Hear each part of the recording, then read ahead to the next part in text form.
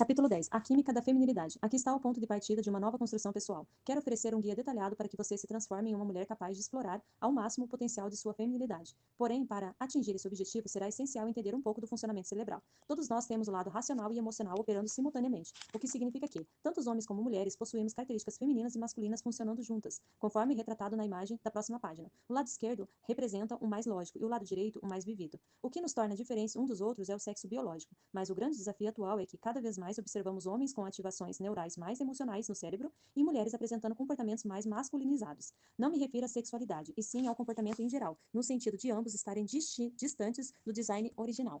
Quando nossa mente está predominantemente masculina, ficamos mais objetivas, menos detalhistas, ouvimos menos quem nos cerca, focamos mais nos resultados e acabamos perdendo parte da sensibilidade. Isso acontece porque o fluxo sanguíneo se concentra nas áreas mais relacionadas à lógica do cérebro. Esse modo de agir não é errado, já que ambos os lados são essenciais para o nosso funcionamento. No entanto, para alcançar equilíbrio, é fundamental que o hemisfério esquerdo, associado à razão, e o direito, ligado às emoções, operem de forma harmoniosa. Sabe como podemos reconhecer que esse equilíbrio neural está presente? Ao olharmos tudo ao redor e nos sentirmos livres, soltas, felizes, produtivas, realizadas e altamente criativas. Lembre-se das suas aulas de química. Curiosamente, em uma noite aleatória, eu estava fazendo uma caminhada na esteira e cantando músicas, quando ouvi um sussurro.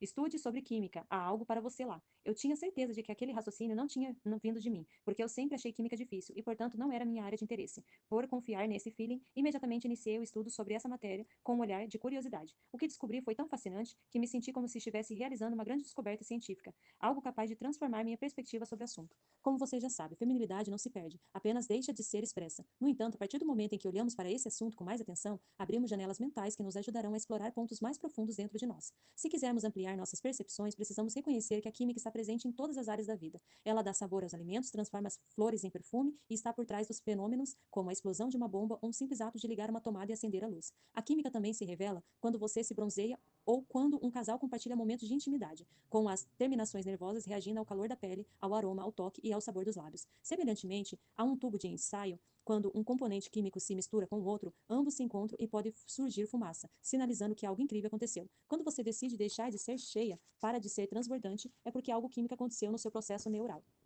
Contato com afinidade. Sem contato, não há reação química. Ativação de energia. É a ação mínima necessária para produzir força suficiente para que algo aconteça, como calor, luz, gás, oxigênio, etc. Colisão favorável. Se não houver uma interação clara entre dois elementos, a reação não ocorre, pois é o impacto entre eles que promove a união. Se não colocássemos esses três elementos funcionando ao mesmo tempo, não teremos o efeito transbordante da química. Imagine que você não tem muita habilidade na cozinha, mas deseja aprimorá-la. O primeiro passo é se expor ao contato com o ato de cozinhar, a fim de ampliar sua experiência. A energia de ativação representa o esforço inicial necessário para começar a se aprimorar. Contudo, para que uma reação química real aconteça, é preciso provocar uma colisão, ou seja, enfrentar um conflito interno que a impulsione a persistir sem se prender ao resultado imediato. É a hora de se avaliar sua performance ainda e sim ter um contato mais íntimo e persistente com aquilo que você não aprecia, como fazer um curso de culinária e preparar o jantar quatro vezes por semana. Somente quando a colisão, ação de contato ocorre, é que novas ligações químicas acontecem e um rearranjo psicológico é feito. Se não houver contato, não haverá química. Você precisa de contato, ação. Você precisa de uma energia de ativação, mínimo de esforço. Você precisa de uma colisão, conflito de angústia que impulsiona o crescimento. Se um dia você pensou, já tentei melhorar, mas não adianta. Fiz 1000 dietas e não consigo. Sou um fracasso no cuidado pessoal. Não evoluo no meu lado profissional. Sou péssima para entender a Bíblia. Apenas recomece, porque isso é um contato de ativação. A união desses três elementos que a impulsionará você a cozinhar melhor, disciplinar nos exercícios e até mudar seu guarda-roupa, caso ele não a deixe extraordinário. Permita, portanto, que a angústia seja o motor que desperte a força necessária para levá-la ao transbordamento. Mas lembre-se, não adianta só pensar, é necessária ação, semelhantemente à águia que, ao ver o céu cinza e carregado, aciona ainda mais velocidade, perfura as densas nuvens e voa com mais intensidade até ver o sol raiando acima. Você explora a química da sua feminilidade quando se dispõe a melhorar as áreas em que tem mais dificuldades, pois, naturalmente, tendemos a nos concentrar apenas nas atividades nas quais nos sentimos mais potencializadas ou realizadas. Sua mente destrava quando você se abre para a química. Às vezes, a vida nos desafia a enfrentar nossas inseguranças e a tomar decisões que nos tiram da zona do conforto. Foi assim que decidi retomar algo que sempre amei fazer na infância, mas já havia abandonado no curso do caminho. Voltei a dançar aos 43 anos, entrei em uma academia de música dos anos 1960 e por meses tive ensaios semanais com um grupo de jovens no qual eu era a senhora mais velha. Próximo ao evento da apresentação, faltei a inúmeros ensaios devido ao compromisso de viagens e vi o quanto minhas faltas comprometeram o resultado. errado. Tive que tomar a decisão em dançar errado e passar vergonha, ou desistir para não comprometer o grupo, ou seja, lançar-me na insegurança ou preferir a covardia. Ao me lembrar da química da feminilidade e do quanto eu seria morna se desistisse, sem pensar muito, resolvi entrar. Nunca fiquei tão perdida, a ponto de uma mocinha me avisar que eu estava entrando pro lado errado. Para quem assistia, deu para ver nitidamente que eu estava destoando do grupo. Enquanto todos se moviam para a direita, eu seguia para a esquerda. Enquanto todos se abaixavam até o chão, eu se levantava com as mãos para cima. E sendo a primeira da fila, não havia como olhar para trás e copiar os outros. Decidi correr o risco e aceitar o preço de não ser boa nem a melhor. Senti-me constrangida, especialmente porque queria agradar meu esposo e minhas filhas, mas os olhares deles pareciam dizer: "O que é que você está fazendo?" Por outro lado, também me senti corajosa, pois não permiti que a angústia me dominasse. Entrei em contato com a dança, ativei minha força de ação e, apesar da colisão não haver terminado bem para mim, senti que tinha ousado tentar. Ao descer do palco, o primeiro olhar que procurei foi do meu marido. Minha vontade era de sumir, mas há momentos em que isso simplesmente não é uma opção. Naquela noite, ele me disse algo que ficará gravado para sempre na minha memória. "O que eu vi você fazendo hoje foi mais lindo do que todas as 1000 palestras extraordinárias que você já deu." Fiquei olhando para ele sem dizer uma palavra, apenas senti.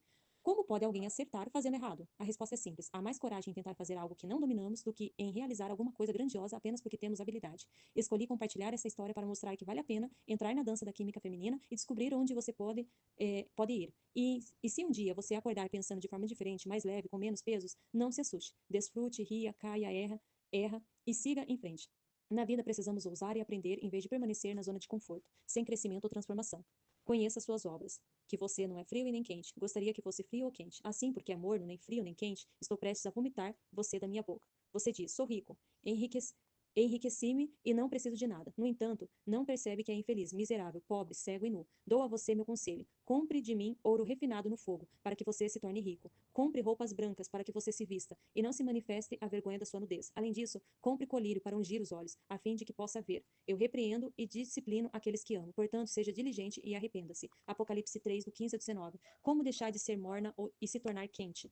Seja apenas 5% melhor. Aposte na ideia de fazer pequenos avanços diários. Apenas 5% de melhoria por dia. Você pode aprender a administrar as suas finanças, a estabelecer um negócio lucrativo, ser 5% menos preguiçosa, acordar mais cedo para ler a Bíblia e delegar ou realizar as tarefas domésticas necessárias. Trabalhar com prazer e alegria possível, em vez de se envolver em inúmeros projetos inúteis que apenas drenam sua energia. Como diz Barbara Williams, o que impede você de ser curada hoje? Lembre-se de que tudo está nas suas memórias da infância. Recuse-se a ser morna ou fria. Muitas mulheres se sentem incapazes de lidar com finanças, esquecendo-se que na juventude liam livros para melhorar de vida. Outras acreditam que não são femininas o suficiente para os seus maridos, mas se esquecem de que na infância a feminilidade já estava lá. Quando enrolavam toalhas no corpo, fingindo usar um vestido, tomara que caia, e calçavam os sapatos de salto da mãe e admiravam-se no espelho. Algumas mulheres se veem como péssimas mães ou donas de casa, mas se esquecem do quanto amavam brincar de casinha e cuidar de bonecas e ursinhos. É nas memórias da infância que estão guardados os elementos mais preciosos da nossa feminilidade. Talvez seja por isso que eu sou tão contra dar celulares para crianças na infância. Diminua os obstáculos na sua mente e entenda que tudo é simples. A Bíblia diz em Provérbios 16, 32: melhor é o homem paciente do que o guerreiro, mais vale controlar o seu espírito do que conquistar uma cidade. Isso significa que a satisfação de vencer a si mesma gera uma descarga dopamínica maior do que a recompensa de um reconhecimento público. Não precisamos buscar desesperadamente grandes conquistas, pois elas virão naturalmente à medida que superamos nossas fraquezas. Ao fim desse processo, você terá ampliado suas percepções e entenderá por que o mundo frequentemente celebra mulheres exaustas e insatisfeitas. A exaustão rouba dela sua essência, mas você não será mais vítima dessa armadilha, pois estará plenamente ocupada sendo absolutamente feminina.